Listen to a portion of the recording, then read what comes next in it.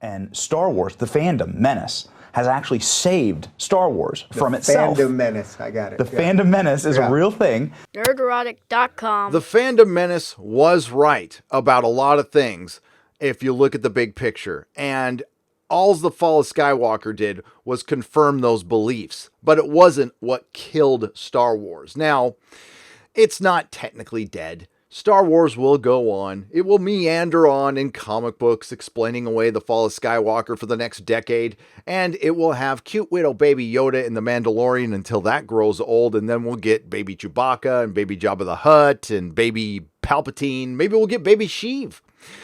But I'm actually going to agree with Scott Mendelson for about the first 10 words of his headline.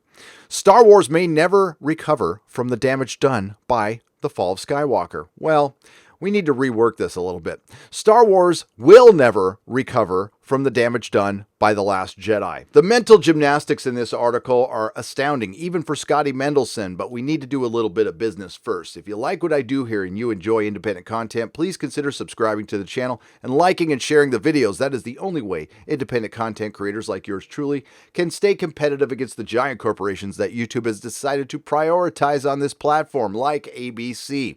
No matter what happens to Star Wars, be it on buzzy shows on Disney Plus or the next batch of hopefully well-liked movies, Lucasfilm and Disney will have blown the self-proclaimed ending to the Skywalker saga. And I absolutely agree, but it was blown because of The Last Jedi. I don't know how many times we need to repeat this to the Access media. They know the truth, but they refuse to say it because The Last Jedi supported their agenda. I mean, the damn film was confirmation bias for these people. And I'm going to bring up Dana Schwartz's tweet one more time. We need to bring down Western canon because it's patriarchal. The Last Jedi is the biggest and best example of this. They needlessly destroyed the character of Luke Skywalker, completely deconstructing him for an agenda. They actually left a lot of money on the table by doing this, and they knew that, but they thought they could burn up some of that goodwill with Star Wars fans. Did you hear a word I just said? You think what?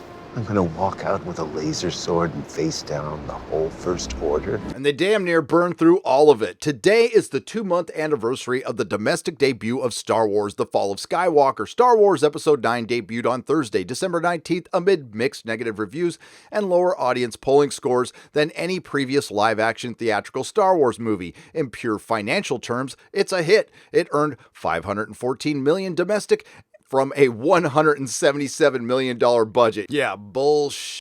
And around $1.069 billion worldwide. To the extent that it may look disappointing, it's partially about the many Disney mega hits Avengers Endgame, Frozen 2, The Lion King, etc. that ended up dwarfing Star Wars 9's cubes. Had it opened in 2020, it may have been the year's biggest grosser. Had it opened this year, it probably would have been a better movie. Instead, its final gross puts it on the defensive, while the artistic reception imperils the entire franchise. In a way, I'm going to agree with Scotty Mendelson, and hindsight is 2020 in 2020. See what I did there?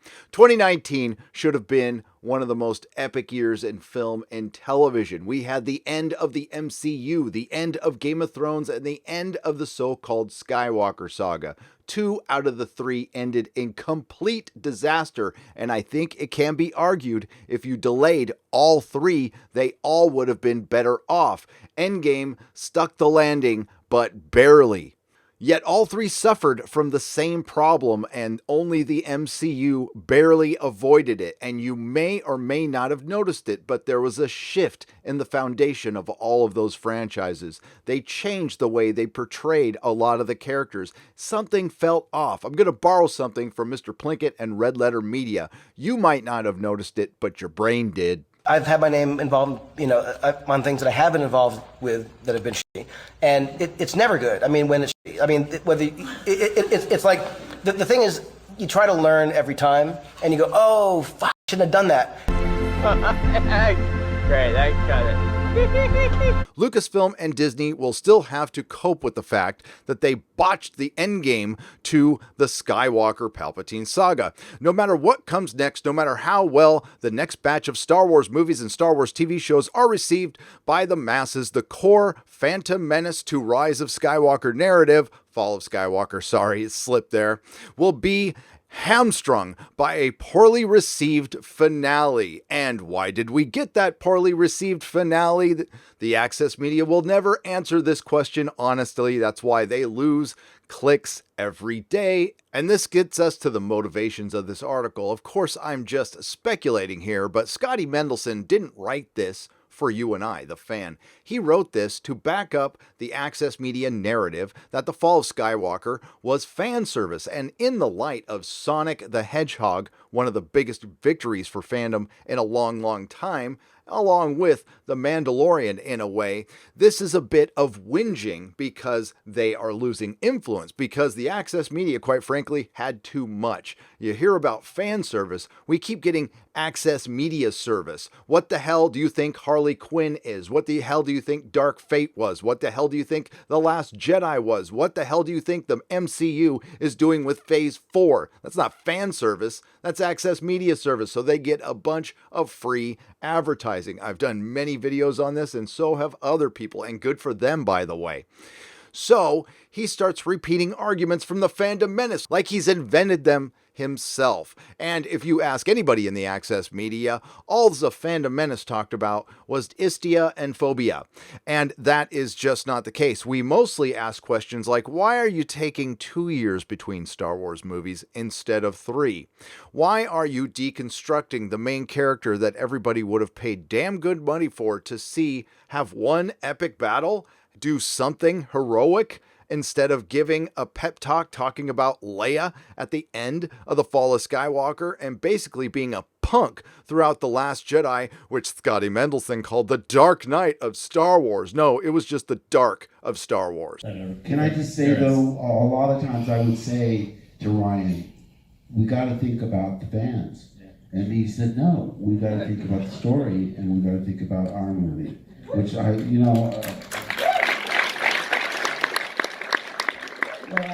To state the obvious, because I'm here on YouTube, Star Wars is the quintessential hero's journey. That's its foundation. The Last Jedi completely deconstructed that. The people who enjoyed that are the kind of people who probably do not like older Star Wars. It's actually antithetical to their worldview.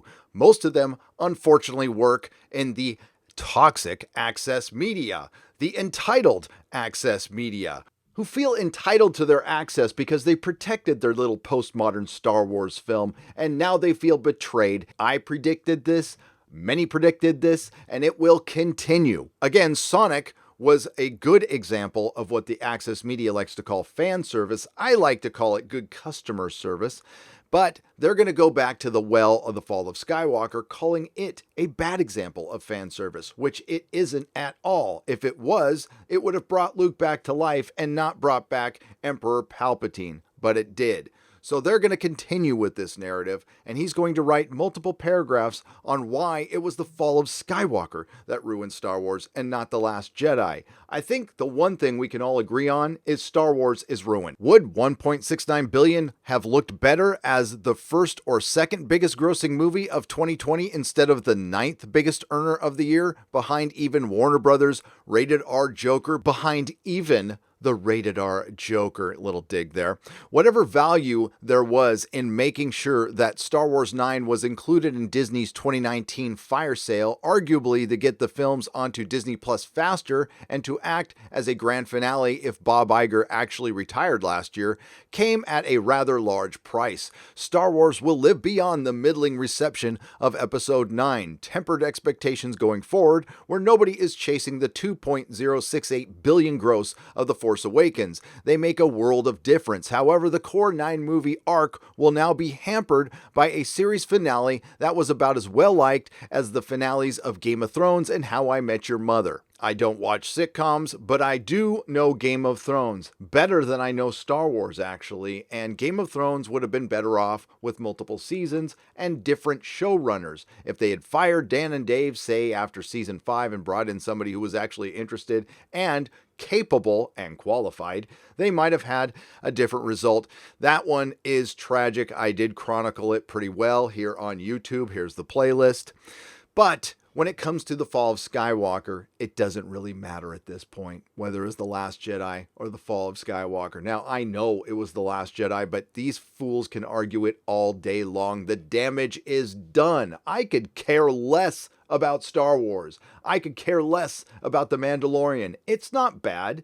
It's a step in the right direction. And if there's future Star Wars fans out there, and I know there's many of you, I hope you enjoy it, and I hope you have fun, and I hope Disney treats you with respect. I've got no time for this series anymore because it was about the original trilogy, and they made some of the biggest mistakes in cinematic history. It has been very well chronicled here on YouTube, and if anybody takes the time to go back and actually listen to what many under the hashtag the Fandom Menace said, you might hear some very familiar words here. That was the risk with selling the Fall of Skywalker, not just as the trilogy capper to the first batch of Disney Star Wars movies.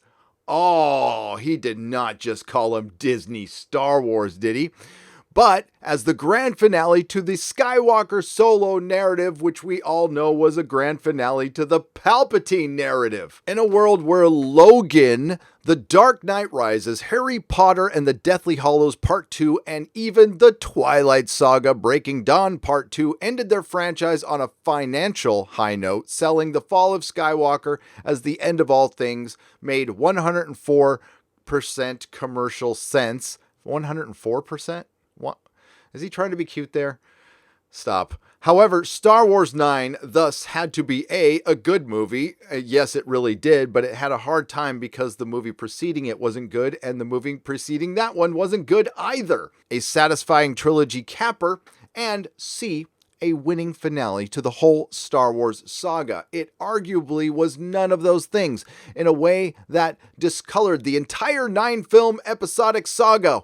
Gee, I wonder who has been saying that since, well, The Force Awakens. Some, Jeff at the World Class Bullshitters. I was saying it in podcasts, but after The Last Jedi, a lot more started saying it, and now the Access Media is on board as well, all for different reasons. This is part of fandom. Again, it doesn't matter. There's no do-over. Star Wars will survive, but the Skywalker saga may not. Oh, that is where you are wrong, little Scotty. There is a do-over. There will be a do-over. It will happen. Disney will remake the original trilogy, be it a television series or a gender-swapped movie series. I'm not really sure. I'm predicting Lucy Skywalker and Prince Leia, a gender-neutral Chewbacca, Han Solo, and Linda Calrissian. Mix in Anna Skywalker and you can make Darth Vader female, and you'll have the Ghostbusters 2016 of Star Wars. Hashtag the Fandom Menace was right started making its rounds on Twitter the night the Fall of Skywalker dropped. Now, it might be debatable on certain details of what the Fandom Menace was right about. Were there multiple reshoots? Is there a George Lucas cut? Is there a Jar Jar Abrams cut? I guess we'll never really know, because according to Screen Rant, Star Wars Rise of Skywalker home release is missing deleted scenes and commentary. And again, for those who hate it, I could not respect your opinion more. And for those who love it, I question your sanity. Good, bad. Some people hated it. Some people loved it. It was just all over the place. But it was, to those who didn't like it, I totally get it, respect it. To those who loved it, I'm grateful and dubious of your taste. While we won't get confirmation if there is a George Lucas cut or any other cuts, we did get confirmation this is a complete disaster. Jar Jar Abrams wants nothing to do with this, and they probably don't want to put in deleted scenes, which there are many, because they might be better than what ended up in the film, or it might confirm some of those rumors, and it's really not worth the headache. It doesn't really matter. I'm not buying it. I don't even care. But the Fandom Menace was right about the big picture. If you keep on going down the road of identity politics before story and deconstructing our modern mythology, it will end in disaster, and it did. The Fandom Menace didn't sit on their ass and not say anything. The Fandom Menace showed the power of fandom, and they were effective in one area.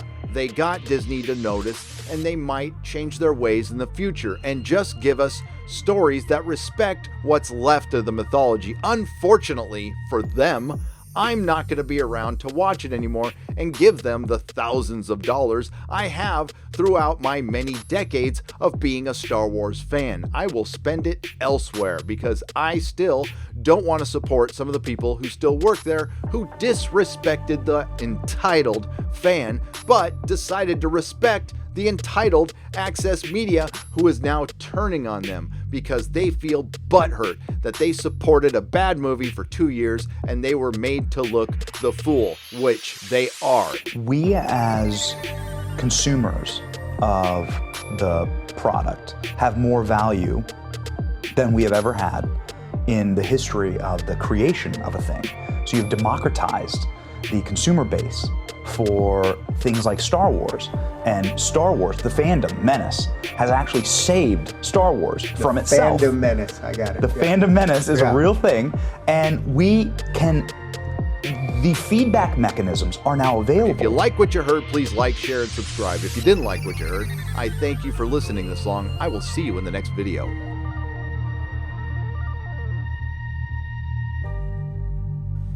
Nerdrotic.com. Please subscribe.